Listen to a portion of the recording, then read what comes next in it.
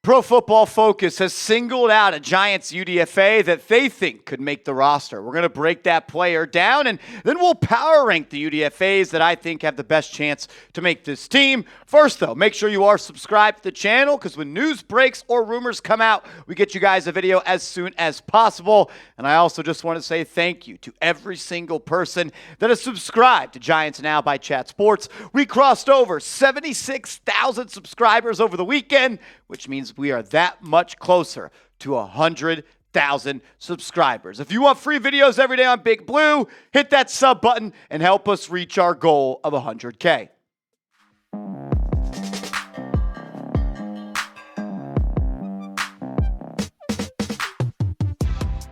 Welcome in to Giants Now by Chat Sports. I am your host, Marshall Green. I appreciate everybody for rolling in, and I hope everybody had a good weekend. And major shout out to the Knicks fans that watch this channel.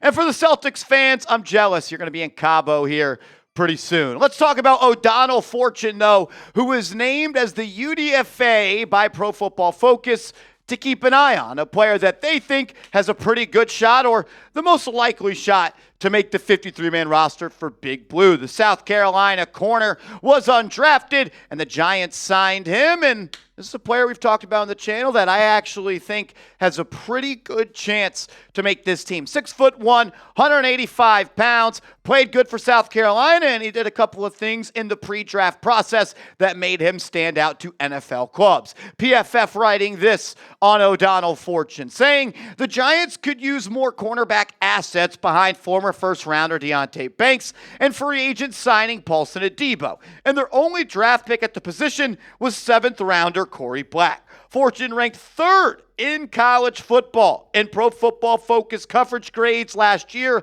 of 90.2, behind only top draft picks Jahdae Barron out of Texas and Travis Hunter, the Heisman Trophy winner. O'Donnell surrendered just 2 touchdowns in coverage and combined for 5 interceptions over the past 2 seasons. I like O'Donnell Fortune as a player, and I understand what PFF is saying when there could be more juice added to this cornerback depth chart for Big Blue. You went out and made a splash signing by signing Paulson Adebo. You're hoping Deonte Banks going from CB1 to CB2 will help him develop as a former first-round pick. This is a guy that played well in his rookie year at times. Year 2, he took a step back. I'm confident who the Giants have as their starting slot corner and Drew Phillips. I also like the versatility of Cordell Flott being able to play on the boundary as well as slide inside. But after Adebo, Phillips, Banks, and Flott, there's not really anyone that I think has enough NFL talent or gives me enough confidence to not think I need to add to this room. The question is, can O'Donnell Fortune over the next 8, 9, 10, 11, 12 weeks prove to the Giants that he is a player that could be that guy?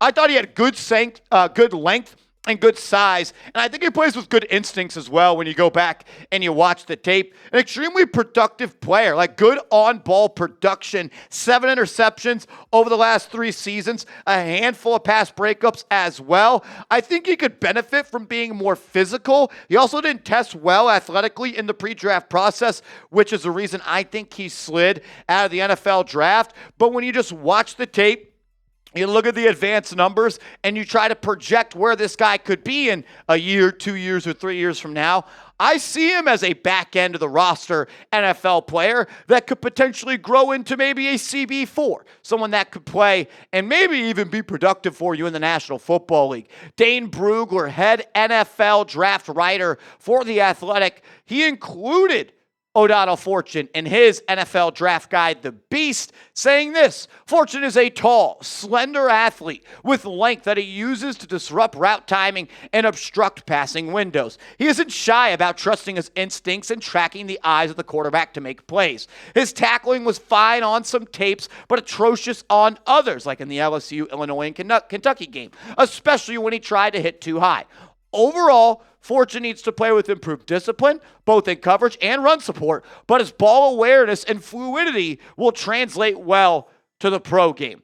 When you look at what he did in college with his PFF stats as well as his grades, he graded out as one of the top corners in college football. We showed you the stat earlier where he was in the top 3 with Travis Hunter and Jahdae Barron, and you could see the passer rating, when he was targeted in coverage is less than a 62, which is a really good number for him. Also played a little bit of free safety last year, playing 15 snaps in the deep part of the defense, over 50 in the box, but he's primarily a boundary corner, having a good man coverage and zone coverage grade. His completion percentage is fine.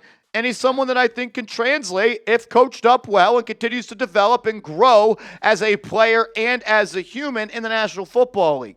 It's going to be an uphill battle for him to make this team, but you can identify traits and a pathway for him to make this roster. This is a guy that was an honorable mentioned All-SEC corner this past year. He was named the defensive MVP of the East-West Shrine Bowl. So when he was in a setting and a football atmosphere with other guys that were trying to make the NFL and stand out, he won the defensive MVP. He also participated in the Hula Bowl, which is an all-star game for college football players. And Dane Brugler had him ranked as the 41st best corner in the NFL draft, ranking 50 players. He was 41st. So he's caught eyes from Brugler to PFF to the East-West Shrine Bowl, and good enough to be an honorable mention All-SEC corner this past year. Outside of O'Donnell Fortune, I honestly like the UDFA class the Giants brought in. I thought Joe Schoen and his staff deserve a lot of credit for the people they were able to identify and get them to put pen to paper to come join this football team. I'm not going to be shocked if 1 or maybe 2 or even 3 of these guys compete to make that 53-man roster, or they are priority practice squad players. So I want to take this next chance of today's video to kind of power rank the UDFAs that I think have the most likely shot to make the roster. I didn't include O'Donnell Fortune because we just spent probably 7-8 minutes talking about him. I want to give some flowers and just some information on some other players so you guys can learn more about these UDFAs that will be at OTAs, training camp, preseason, and maybe even on the regular season roster for Big Blue. We'll do that in just a second, but you can get your rookie jerseys today for Jackson Dart by going to chatsports.com/dart. They're actually selling these with the number 6 on them, so we might be keeping that. Or you can get your Abdul Carter jersey today at chatsports.com/Carter. Those are being sold with number 51 on them at this time. So go to chatsports.com/Carter or chatsports.com/Dart to get your jersey today. I think the UDFA that's most likely to make the roster outside of O'Donnell Fortune is Antoine Juice Wells, the Ole Miss wide receiver. Maybe I'm just saying that because of his connection with Jackson Dart, but I think where the Giants sit at their wide receiver depth chart, and you factor in his connection to Jackson Dart, and overall just the type of player that he is, you can see why Wells is someone that could potentially crack this roster. 28 grabs last year, over 550 yards, a 19.8 yards per catch, and 6 touchdowns. He's productive. He plays with NFL size. He's also someone that I think is tough to tackle after he has the ball in his hands. He has a clear chemistry and trust with Jackson Dart. A lot of times on film, you'll kind of see Dart just put it in a spot where only his guy can get it. I mean, that bang 8 throw that he threw to essentially win the game against Georgia, where Juice Wells was guarded by Malachi Starks, that was high and away, and it was in a spot that only Wells can get it. I like him as a player. I thought he would get drafted, and I like the idea of the Giants trying to make Jackson Dart a little bit more comfortable throughout this process. There's a spot for a wide receiver to make this team. Keep your eyes on Antoine Juice Wells, also nicknamed Juice. It's pretty damn cool. Daquan Felton, another wide receiver that I think will be in competition with Antoine Wells to make this roster. A little bit different profile of a wide receiver. Juice is a guy that's 6 foot, whereas Daquan Felton is 6'5", and he offers and provides an overall NFL frame that the Giants simply just do not have at that wideout position. 6'5", boundary player, can make contested catches, and he's someone that you just don't really have. Malik Neighbors is awesome. Wan'Dale Robinson, I'm hoping, takes a step in year 4 with good quarterback play. Darius Slayton is a take the top off kind of wide receiver. None of these guys are 6'5", contested catch outside the number wide receivers. So Felton is someone that provides a different skill set, a different body type, and maybe someone that could make this roster. I think either Felton or Juice Wells have a really strong chance to make this team. Maybe that changes, though, if they go out and they add Gabe Davis to this roster. Let's go to the defensive side of the football. Someone that I think nobody is really talking about, and maybe it's because my boss, James Yoder, is a diehard Michigan fan, and right when the Giants signed Makari Page, the safety from Michigan, he pulled me aside. He's like, Marsh, this guy's a player. He was a starter on the national title defense, and he is someone that has juice, and he's someone that can play at the NFL level. James Yoder let me know that he was really good his early on years for Michigan, but then it kind of just started to tail off a little bit. But he thought he played well in that season where they had one of the best defenses in college football that got them to be national champions, and the Giants could use another safety. Like Jevon Holland is going to be great. I think Tyler Newberg is going to show everybody this year why he was selected in the second round. But after that, there are reps up for grabs. I like Dane Belton. It's now or never for him.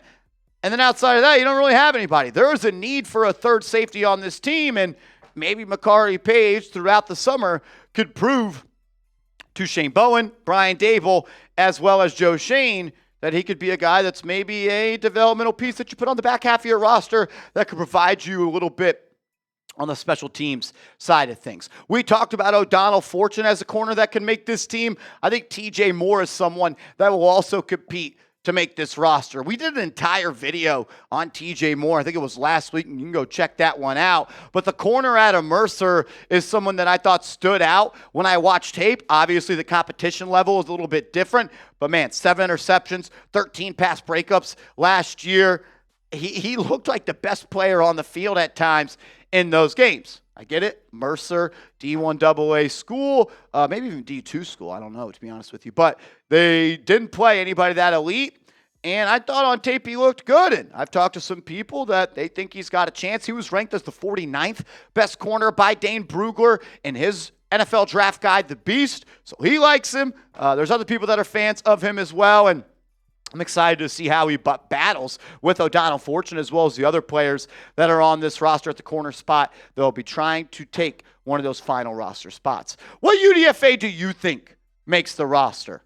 There's a couple we talked about. I think it could be a receiver. I think it could be a corner. We'll find out. Elijah Chapman was somebody that made the team last year, and we've seen others as well in the Joe Schoen era do it. Will there be one this year? You let me know. And if you have a guess, what is the name of that player? Make sure you are following me on social media. I'm on Instagram posting short form content. I'm tweeting about the Giants all day, every day. And it's the same handle on both platforms at @MarshallGreen_. Major love that you guys are showing over here. I'd ask if you also showed some love on my social medias as I tried to grow those pages over there. As always, thank you. Appreciate you. If you haven't yet, click that thumbs up icon. Subscribe to the channel. And we'll see you next time. Let's go Giants.